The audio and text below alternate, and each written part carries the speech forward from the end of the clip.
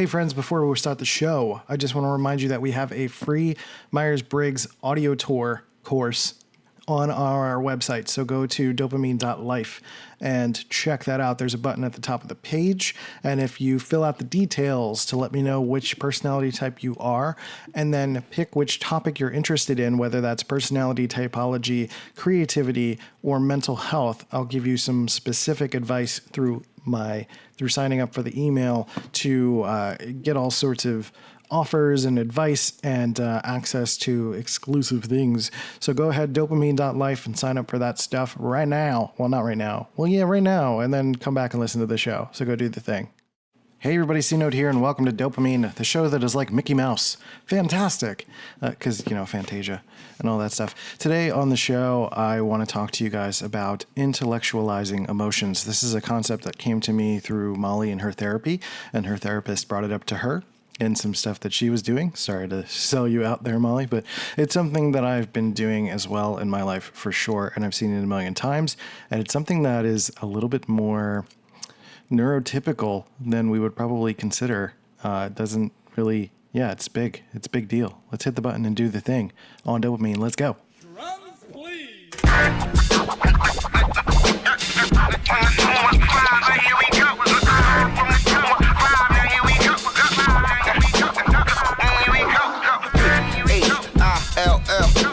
North, west, south, west, side, right, yeah. Now here it is.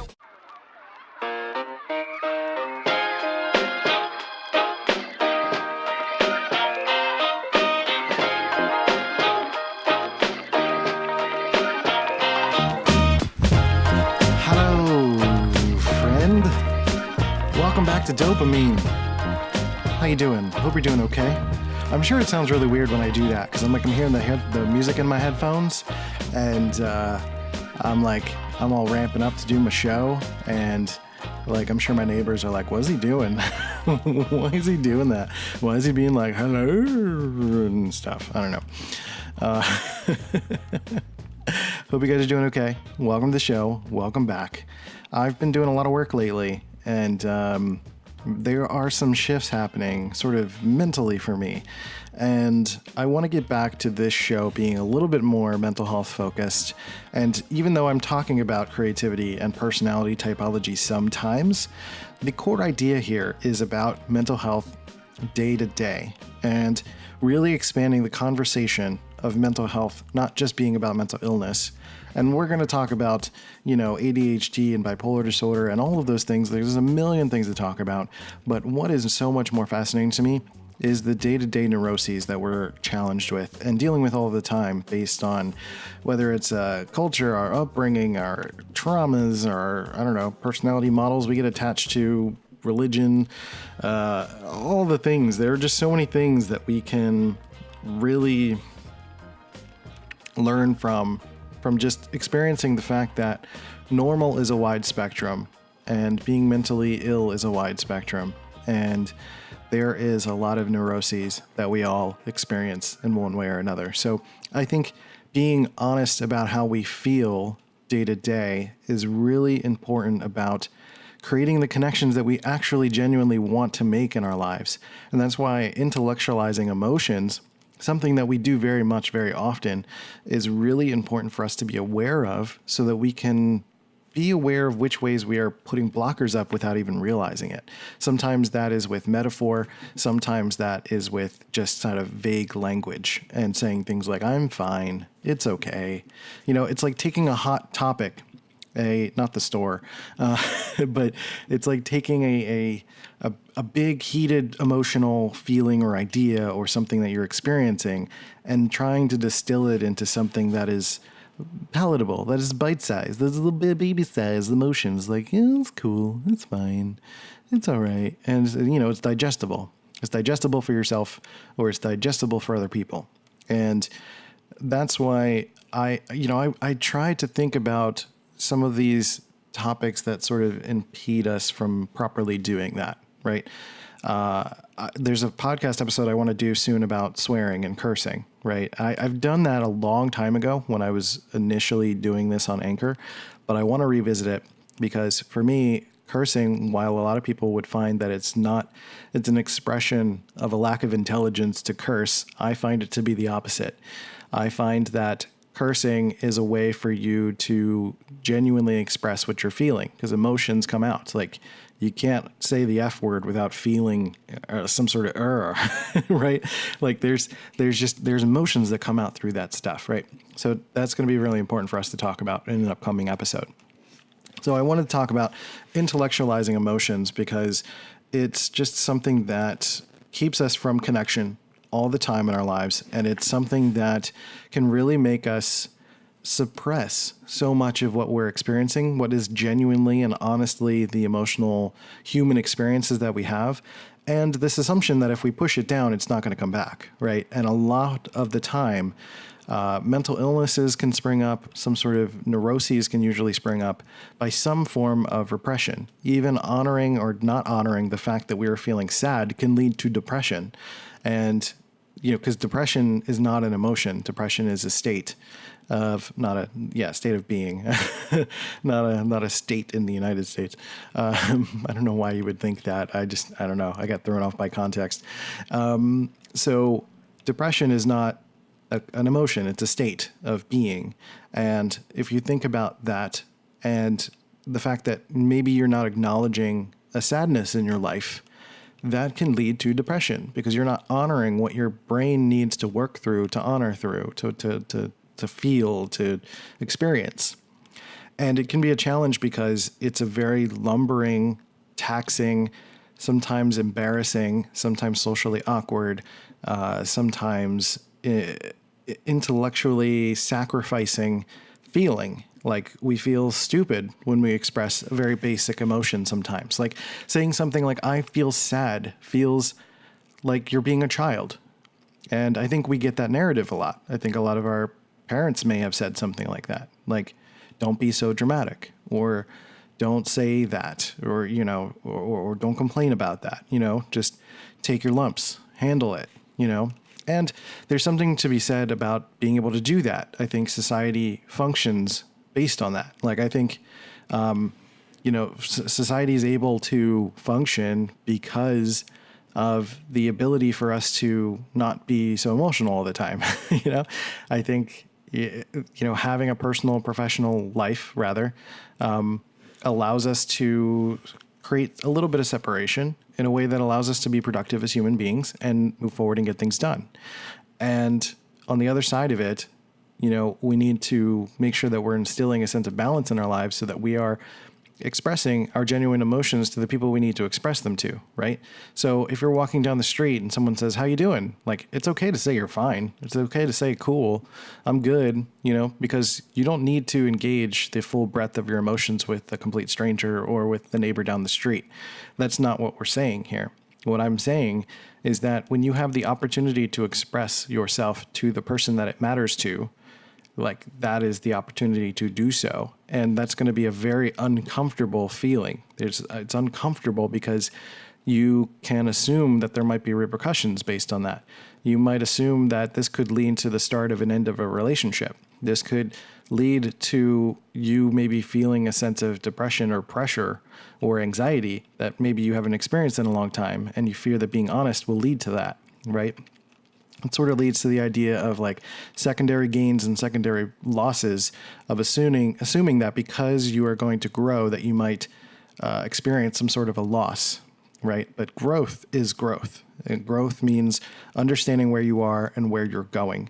And if you don't understand where you are through a sense of awareness, then you're not going to be able to move forward. So understanding where you are and where your emotions are gives you the opportunity to be able to move forward in a way that's going to be healthy for you. So moving forward also means just, like I said, listening to yourself.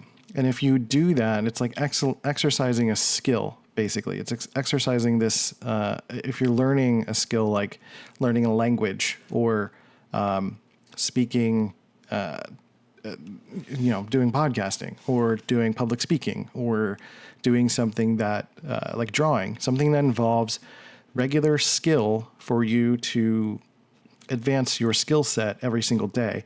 If you don't do that with the expression of your emotions, you're going to potentially genuinely get to a place where you're not going to remember what it's like to actually know what you're feeling.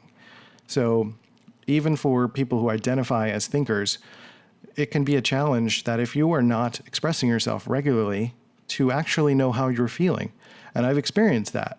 Like, that's really hard. And often I feel like I have to talk my way to my emotional state all the time. And I do that with Molly all the time. Like, I don't know how I feel, but I sort of just share what's on my mind. And I eventually get to how I feel based on what's on my mind. But if the rudimentary, raw feeling comes up for me, I have to say it. If I mask it with other stuff and make it sound like it's good or important, or but actually isn't, that's just putting a wall between me and my partner and being able to express and share with her what my honest feelings are. But then it's also about me. It's also about how I'm expressing and feeling about myself as well. So a good example of that is, like, Molly and I recently had some emotional rubbings, as it were. And we were kind of dealing with some big holistic issues between us that we had to talk about. And this is not something that I'm willing to go into detail on this podcast about. But in terms of the conversation, we had kind of danced around it for a little while. You know, she needed to express something that she wasn't really sure how to express it or what she needed to express. And she really couldn't get to what she needed to express if I was not expressing how I was expressing. So we were hitting a stalemate, basically. And I was not being honest about my reactions to her thoughts and behaviors and what she was working through. And she couldn't get a better gauge of what I was experiencing, and therefore couldn't really be honest about what she was experiencing. And we were kind of just volleying back and forth this sort of negative energy, and we weren't able to help each other, right? Until I literally just was laying in bed once and thinking, like, this is not helpful. This is just not helpful for me to not be honest about what it is that I'm feeling. Like, I have an idea of what I'm feeling, or at least enough of an idea to be able to talk through it with her. And I have to be honest. Like, what am I scared of? We've done this a million times. We've talked about a lot of big things. She's an intelligent person. She's someone that, like, I can be very honest and open with. So where's the fear there? You know, is it something else going on within me that doesn't trust this side of my emotional reactions? Because I was rubbing up against an emotional reaction that I had not experienced in a long time. And it was rubbing up against the core. I keep saying rubbing a lot. I hope that makes you uncomfortable. It was rubbing against the core of, like, a sort of ethical foundation for me in terms of relationships and what I wanted in a relationship. And what I felt was sort of an immovable part of me that it challenged me. It challenged me in a way that made me deeply uncomfortable, in a way I haven't felt in a long time. And I haven't felt this deep discomfort because it's just, Molly's someone that continues to challenge me in a good way. And because she's growing and we keep kind of pushing each other to grow, we come up against these things all the time. So for me, I had to genuinely just express what that was. I had to say that I was hitting a wall, that I was having these reactions, and that it was uncomfortable. And I didn't know how honest it was and all of this stuff. And it was this process, and it wasn't until we both worked through this process. We literally sat on the couch for like 4 hours and talked about everything that we felt was going on with it. And it doesn't matter how basic it was, doesn't matter how rudimentary it was. And that's something I need to still work through all the time too, because I feel like my emotional expressions are stupid. I feel very frustrated by that because, like, I'm a thinker type, I'm an INTP. And so I tend to talk through emotions, or I just talk about concepts and ideas, right? Talking about emotions feels simple sometimes to me. And sometimes that fear of being simplistic or feeling simplistic is like, sort of like a dishonorable view of my, what's the word? I can't find the right word. It just makes me feel stupid. I was trying to intellectualize, but it just makes me feel stupid. And I don't like feeling stupid, basically. So I needed to get comfortable with just being vulnerable. For me, being stupid is being vulnerable. Or at least my perception of being stupid is being vulnerable, or being simplistic is being vulnerable, right? And just saying I feel hurt, I feel frustrated, I feel sad, I feel like I don't understand it, I feel like it doesn't make sense, I feel like it's selfish, or I feel like it's this, right? I have to be honest about what my reactions are, and it doesn't mean that that's going to be the be all end all state of emotions. That's not what any of that means or is. When you're expressing an emotion, it's in the moment, it's in process. It's what you're feeling, and it changes all the time. It changes moment to moment. It can get frustrating because culturally we feel like a lot of people can judge us based on our in the moment emotion, and that's just not even remotely true that anyone is allowed to do that. Our emotions are changing, and we're holding space for that all the time, and we need more opportunities to hold space for other people so that we can get comfortable with the idea that they're going to hold space for us and what we're working through and what we're feeling, and understanding that even though in my situation with Molly, there were certain reactions that I felt, the reaction is not an end state for me. The reaction might be something that might be crystallized for a little while, but it's something I'm working on and could grow from and be chipping away at. And if we can continue to just be honest about what those reactions and expressions are, then, real change and connection can actually occur. And I think that's incredibly powerful. So I have this article pulled up by Nick Wignall. I don't even know if that's actually his name. Hold on. Nope, I don't. Yeah, Nick Wignall. And nickwignall.com. And I just kind of looked up intellectualizing emotions on Google, and I was trying to find some ways to put words around this. And what I've said so far basically covers a lot of it. I kind of remixed it for you, but I wanted to go through some of the terms and the ways that he expresses it a little bit. And one of those is imposter emotions. And the imposter emotions is kind of what I'm talking about when I say I'm fine, or nothing's wrong, or I'm bugged, or I'm just a little upset, the cooling down kind of words, yeah, it's cool, it's whatever, kind of downplaying how you're feeling. I think those are typically put into two kinds of trick language, which is umbrella terms, generic words that are that act as containers for as many possible feelings. So something like I'm upset, or let's see, it's having too much junk in the drawer. I'm trying to read through this right. Common umbrella terms include stressed or stressed out, feeling weird or feeling upset, feeling fine, kind of okay, or overwhelmed, a little bit off. And I know a lot of my millennial friends will use this a lot. We'll use very non-committal language, and I think non-committal language is not helpful for us. I think there's a directness about emotional experiences that is incredibly valuable in the connections that we're trying to make. And even if it's mid-process, those connections allow for the opportunity to really share who we are and what we are with other people. And the other one here is metaphors. So something like spread too thin is a really great example for a metaphor, and what happens when we have too much going on in our lives.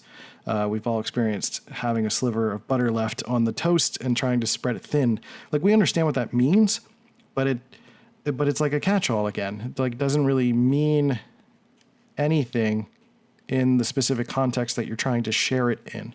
So, it allows us to hide how we really feel. So while everyone basically knows what spread too thin means, there's still too much ambiguity there. And, as it just doesn't allow for connection, and connection feels like that's the real goal of emotional interchange.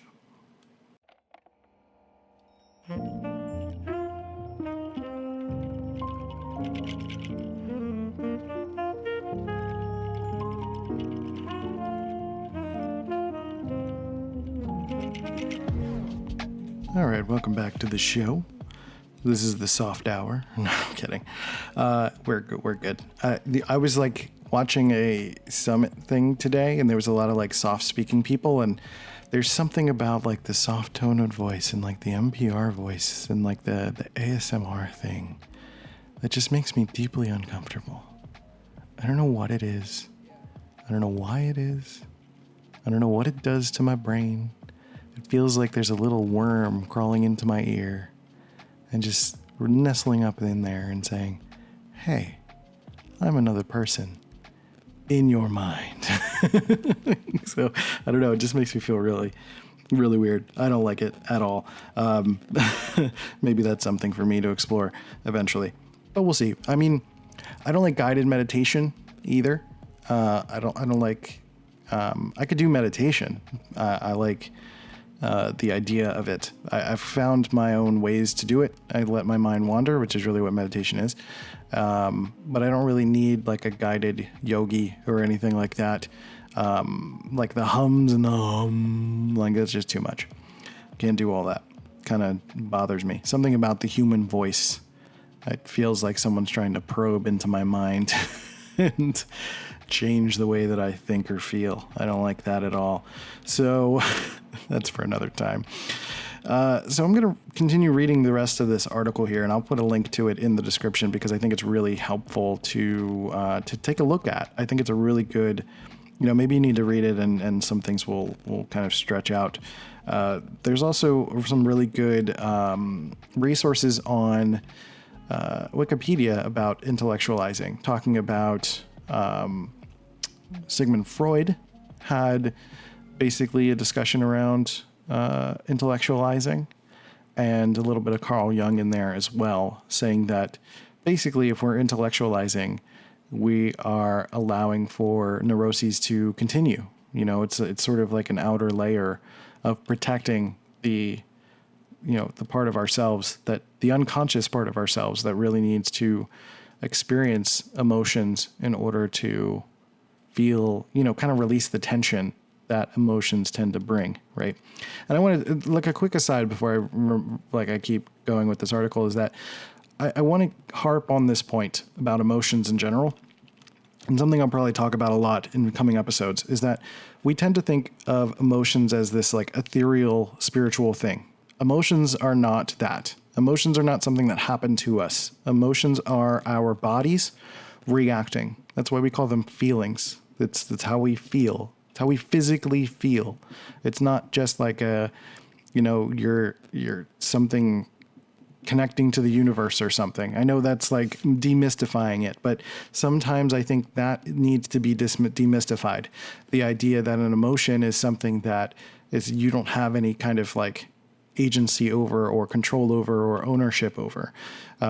Emotions are a part of your body. It's a part of your being. It's a part of your body reacting to something, to stress, to your environment, to your partner. Like sexual arousal, for example, is an emotional state. Your body is reacting to an experience. And so all of these emotions are things that are happening to your body. Your muscles tense up, your heart races, you start sweating, like whatever happens in different situations for you, like your body is physically reacting. Those are emotional states. Those are feelings. And then we try to identify what those signals are by, trying to express them sometimes through music creation, sometimes through art and through words and through podcasts or through writing articles or however we want to express those emotions.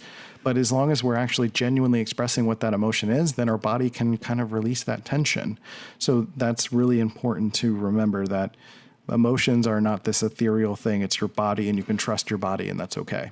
So anyway, I'm just going to start reading this article a little bit verbatim. So, what's so bad about intellectualizing my emotions a bit, especially if it helps me avoid pain? In small doses, I don't think there's anything wrong with it. Your dry cleaning guy doesn't need to know the intimate details of your guilt over that argument with your sister-in-law on Christmas Eve. So when he asks you how your Christmas was, saying, "Oh, it was fine," is probably, well, fine.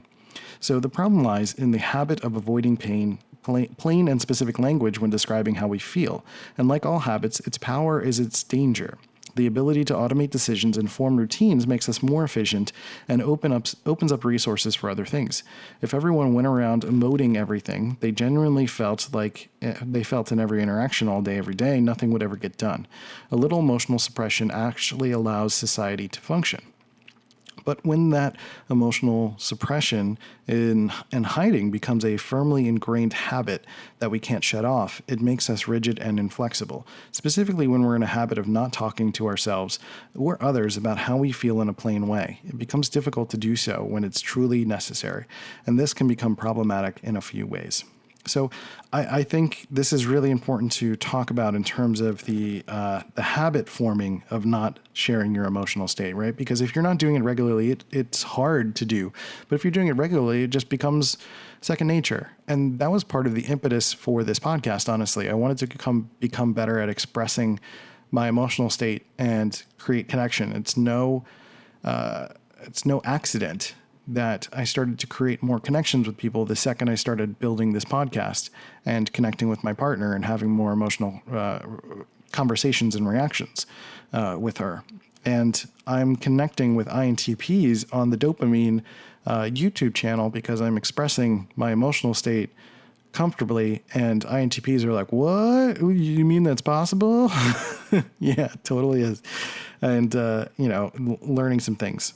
And, I want to share that with people. And I think it's really important because I think it's a basic, essential aspect of our humanity to express our emotions. It's we take in things and we let things out. Like we have to do that system of our body. Like our body takes in things and gets rid of things, energy interchange.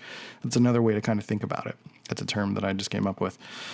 So 3 negative consequences for intellectualizing your emotions. In my experience, there are 3 subtle but powerful threats to our well-being that come from that habit of intellectualizing our emotions. Consequence number 1, lack of emotional clarity. I see the problem of intellectualizing emotions all the time with my therapy clients who are struggling with some type of mental health issue. Like most of us, many of them have a strongly ingrained habit of intellectualizing their emotions and aren't aware that they're doing it, avoiding plain language when describing how they feel. Unfortunately, this habit makes it really difficult for them to open up in therapy about how they feel, which is generally a prerequisite for making progress on any mental health goal. Been having panic attacks for months. Working through anxiety is going to be pretty tough if you can't talk about your fear. Depressed for the past year, there's a good chance some combination of anger, sadness, and guilt are going to need to be addressed and plainly. Always fighting with your spouse, effective communication, especially about feelings, is going to be an integral part of the solution. If you're not clear about your emotions, you can't manage them effectively.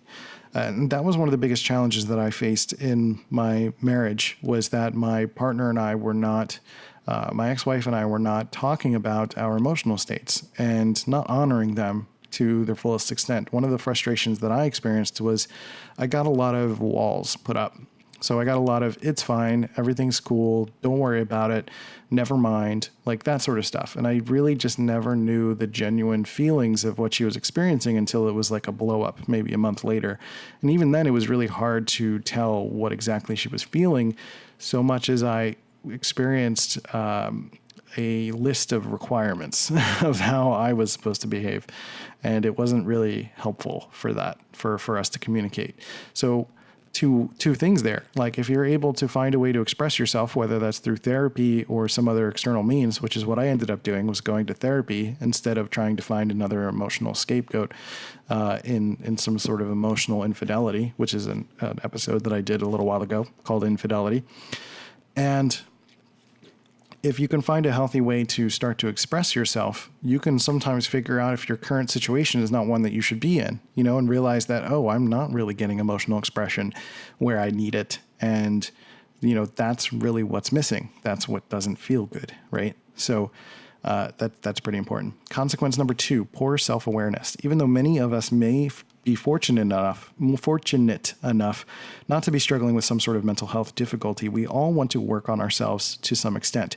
We want to feel more motivated and excited about our work, more present and connected with our family, more cheerful and less critical with our friends, etc. But like being lost in the wilderness, it's hard to arrive at your destination if you don't know where you are. Similarly, it's difficult to change how we feel if we don't really know how we feel in the first place. And this is the second danger in our habit of distancing ourselves from how we feel by intellectualizing our emotions.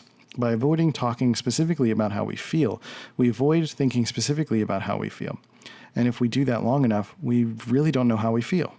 Like any other skill, speaking Mandarin, playing cello, or powerlifting, if we stop practicing, we lose competency, and it's no different with our emotional lives. The habit of intellectualizing our emotions leads to a kind of cartoony impression of how we really feel, that we're stressed or fine, and that's rarely an accurate picture of something as complex and nuanced as a human being's emotional life. So before we can change how we feel, we have to establish the habit of describing how we feel in plain, genuine language.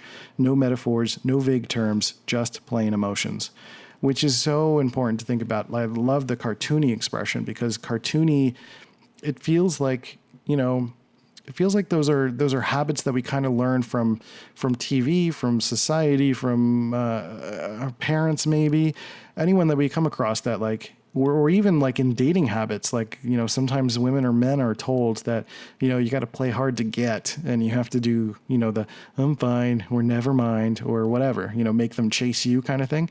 And sometimes that leads to some emotional repression, and that's not great. That's not a good way to do it. So cartoony is a really good way to look at that, because it's not realistic for that to be sustainable as a connective tool. So, and consequence number 3 is isolation and alienation. The last major downside to being stuck in a habit of intellectualizing our emotions is that it's isolating. One of the primary ways we human beings forge connections with each other is by being vulnerable and sharing intimate aspects of our lives with others. Think about all the gory details that a best friend or close sibling knows about you. They don't know that stuff about you because you're close. You're close because they know that about you which only happened because you shared it. While uncomfortable and even painful, sharing our feelings humanizes us and makes us relatable. Nobody wants to be friends with someone who's just fine all the time. We all crave connections with people, not robots. And unfortunately, if we're too afraid of or uncomfortable to share how we feel, we end up isolated, lonely, and feeling even worse. And this can be a difficult cycle to break out of. And so now here are some tips on how to break out of that intellectualizing cycle, as it were. So number 1 is awareness. Start to recognize and pay attention to your go-to emotional intellectualizations. If you're not sure what they are, ask a spouse, family member, or coworker you're close to. Do you tend to say that you're stressed all the time, or maybe it's pretty good, or depressed? Depression is a diagnosis, not an emotion. So, like I said earlier, listen to the words that you're saying. Are you saying that you're just tired, or just anything that feels like an avoidance of the clear expression that you're feeling? I think that's something to be aware of. Number 2, prepare alternatives. If we want to start eating more healthily, resisting unhealthy food isn't enough. We also need to keep our home stocked with healthy alternatives. Similarly, if we want to be more plain in the way we describe how we feel, it makes sense to prepare some good alternatives ahead of time. Try this. Google emotions list. Print them out and carry it around with you. Whenever you notice yourself using an intellectualized emotion, pull out your list and find a more appropriate emotional word. Do this enough, and those real emotions will get easier to pull up and use on your own. There's something called an emotion wheel as well, which is pretty good to look through, especially if you're a thinker type like me. Having access to an emotion wheel is very, very valuable. Number 3, lean into the discomfort. The biggest reason we avoid using plain emotions to describe how we feel is that we worry that it will be too uncomfortable. Either, I gotta turn off my ringer. Either to us or to someone else. We worry that if we acknowledge our sadness, we'll sink back into depression, or that if we communicate our anger, we'll make our spouse feel guilty. In other words, we intellectualize our emotions because we're afraid of them and their consequences. But while emotions can be uncomfortable, they're not dangerous. No one ever died from guilt or became depressed because of sadness. In fact, there's pretty good evidence that it's the avoidance of sadness that leads to depression. In any case, to get over our fear of our own emotions, we need to start being willing to experience them and build up resilience. So start small, and instead of telling your spouse that you're tired, explain that I'm a little frustrated that you ... or whatever you're sad or frustrated about. Just be honest, and you don't have to say it in a blow up kind of way either. You can just say, I'm being honest. What I think helps, and not something that's talked about in this article, is sometimes you can give a little bit of a qualifier or a preamble. Like, I'm expressing myself here. I just want to prepare you for that, or just let you know I'm kind of working through this emotion, but I want to be honest with you with how I feel, and really just share what's coming up for me, or that this happened, right? And what I think is not helpful is accusatory language, and making sure that you're using I language. I feel, I'm a little bit frustrated because you did this, right? A lot of people are just like, you're a jerk, you're this, and that's not a good way to approach it. So wrapping up this article, let's see, expressing how we feel in plain, clear language can be surprisingly scary and uncomfortable. And in order to avoid this discomfort, we all tend to intellectualize our emotions, to take a genuine emotional feeling like sad or scared and verbally wrap it up into a little intense idea like upset or stressed. While this is a natural or even useful tool at times, it can come with serious downsides if it becomes a mindless habit and our standard operating procedure, including staying stuck in mental health struggles, having trouble with personal development goals, and getting caught in cycles of isolation and loneliness. But in some ways, in small ways, we can begin to change our emotional language by consciously choosing to use real emotions to describe how we feel. We can start to take steps toward more clarity about how we truly feel. Nicely put, Mr. Sir Nick Wignall. I think he did a good job, which is why I basically referenced that article. I was looking through and just trying to connect a couple dots, and that really brought it home for me. So I think he did a really good job of expressing that.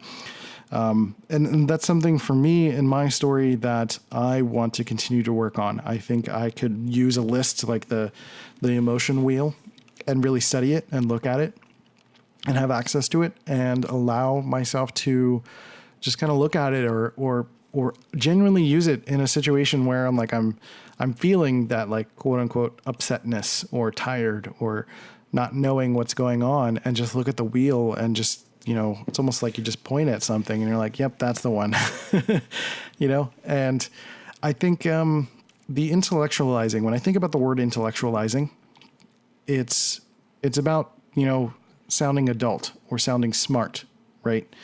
And sometimes that, again, we can associate emotions with being childlike or being ethereal or spiritual or woo-woo or not realistic. And if we can take a little bit of extra time to just to give ourselves room to breathe, to give ourselves a moment to relax and just be honest and say, look, this is who you are. This is what you're genuinely feeling. This is like your life. This is your mind. You don't have to dress up for anyone. You don't have to dress up your words for anyone. You don't have to express yourself in a way that other people need to validate. You just need to be honest, and you need to be real about what you're experiencing. Now, if you're like a Myers-Briggs person, that means for FI or for FE. That means for someone who is a thinker, that you still need to work through this and express it in some shape or form with your partner. Even if it's inelegant, even if it's embarrassing, even if it's going to make you cry and you don't feel comfortable crying, like just being honest about how this made you feel is a good first step. And it's not about emotionally masochistic feelings. It's just about genuinely seeing what it is, looking at it, and then from there you can find a way forward. And that's really what Nick was talking about in that article. So if you guys have any questions about this topic, again, you can go check out the article. I put it in the description, and I might do my own article version as well in the future if I get around to it. I got a lot of stuff going on, but I hope you guys enjoyed this episode of the podcast. I hope you can identify some moments when you are intellectualizing your emotions and make note of them. This is not about shaming you. This is not about making you feel bad. It's not making you feel stupid.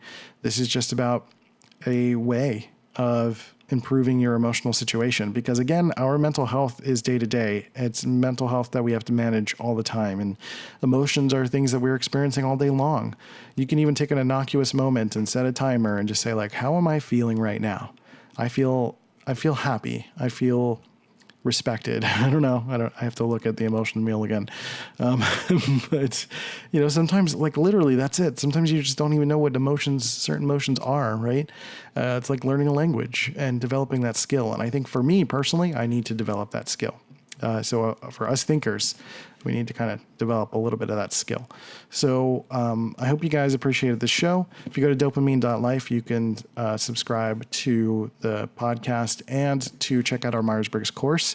If you sign up for the different types, like there's a question about like which topic you're interested in, I'll send you some emails about that specific thing that'll get you on a path to share some of my free programs and ways to help you out with some things. And if you want to hit me up at Let's Go C Note, DOPEamine Show on Twitter, or Let's Go C Note on all the social channels. And if you like this podcast, leave a comment, leave a rating and review on iTunes. That would be a big, big help. I really would love to get on. I see the charts all the time, and I really want this to be like a bigger deal.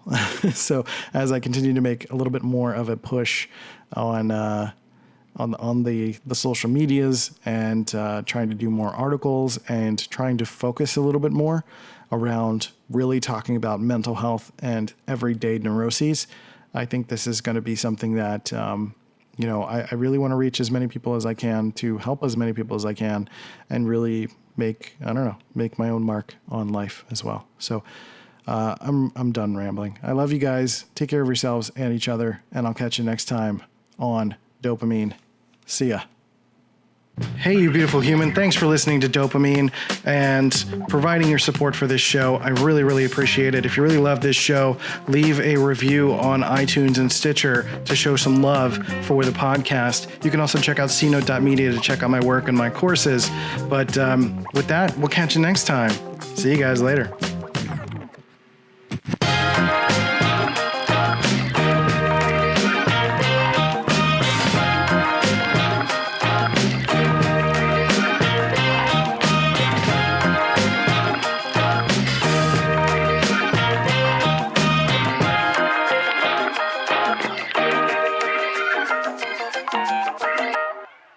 This has been a C Note Media production.